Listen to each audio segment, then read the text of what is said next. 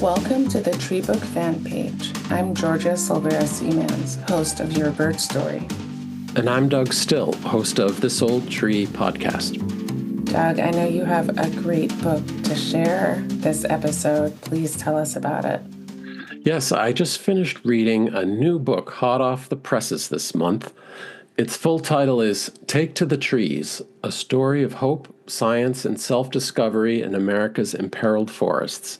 It's by Marguerite Holloway, a New Yorker who's written one other book, The Measure of Manhattan. She's also written for the New York Times, The New Yorker, and Scientific American. But this book largely takes place in the woods of western Massachusetts at Camp High Rock in Mount Washington. The author, pursuing her love of trees, enrolled in the Women's Tree Climbing Workshop. The workshop is offered twice a year and is taught by women for women, and provides the opportunity to learn how to climb trees and develop as a tree climbing arborist.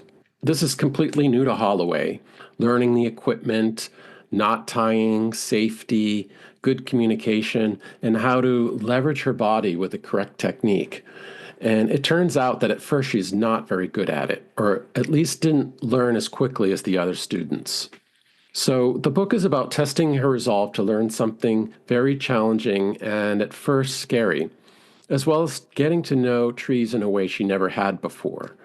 She learns a lot about herself too and reflects on her family.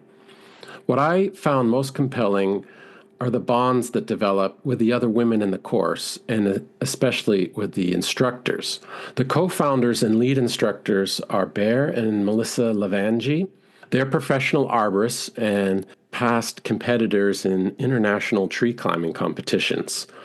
Their philosophy and wisdom are interspersed throughout the entire book, and we come to know them almost as much as Marguerite Holloway does. Here's a passage that gives a great sense and tenor of the book, the detail, and the author's anxieties. Pink ribbons are placed high up in the trees and at the ends of branches, and the students must use their skills to retrieve the ribbons. So here's the passage. Through the intertwined hemlock branches, Alex sees me and sees me see the pink ribbon.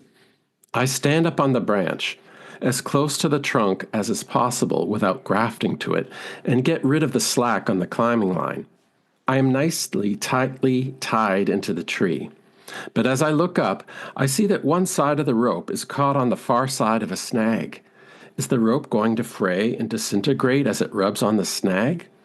Alex suggests that I could change the rope's position. How to do that? Will I be able to get back down if I change the fall of the line? Perhaps I won't be able to descend. I create slack by squeezing on the hitch knot and pulling up on the falling side of the line, so the climbing side is loose. After several tries, I flip it over the snag. Alex guides me as I step away from the trunk, releasing rope by squeezing on the hitch, little by little, so that it allows me to walk slowly forward while holding almost all my weight in the harness. My feet only lightly touch the branch. I am not hurting it. Further out I go, closer and closer to the ribbon.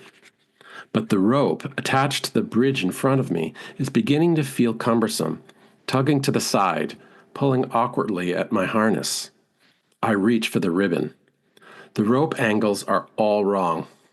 I now have embodied knowledge of what it means to be out on a limb, quote unquote. I will never use that phrase cavalierly again. Alex sees no problem. Try to turn around, she suggests. I turn around slowly. I'm facing the trunk. The rope is running clear from my bridge up into the canopy and from the pulley down to the ground. All feels right again. I am ready to walk back to hug the trunk. Try to lean back, Alex says.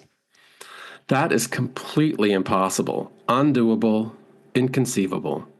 I release some rope. I begin to lean back into air. I release a little more rope. I lean back further. Little by little, gently releasing the knot, extending the climbing line. Stopping. Breathing until I am calm again. Until I am lying back in the air, high above the ground, relying on my harness, my feet still lightly brushing the branch. I am looking at the sky through the green ladder of branches of this tall, beautiful hemlock I am coming to know. I am part of the life of its canopy for the moment. I see and feel its strength and its complexity, that it is supporting me from above and from below. There is coolness in the branches. Little sunlight filters down. I am floating, but I am anchored. There is plenty of time. I extend my arm over my head. I catch hold of the ribbon. Wow, that's an incredible passage. So many things came up for me. One thing I appreciated from the get go was Holloway's skill as a writer. She has a talent for taking us there, just like that passage does, to the world of tree climbers in an economical, descriptive way. And as a reader, I felt like I was in good hands. It was very well done. So I recommend the book highly to anyone. And listeners, if you like what you've heard, you can purchase Take to the Trees by Marguerite Holloway using the affiliate link on this page. 10% goes to support our efforts, and 10% goes to support local bookstores like yours. Thanks for joining us on the Tree Book fan page. See you next time. And keep reading.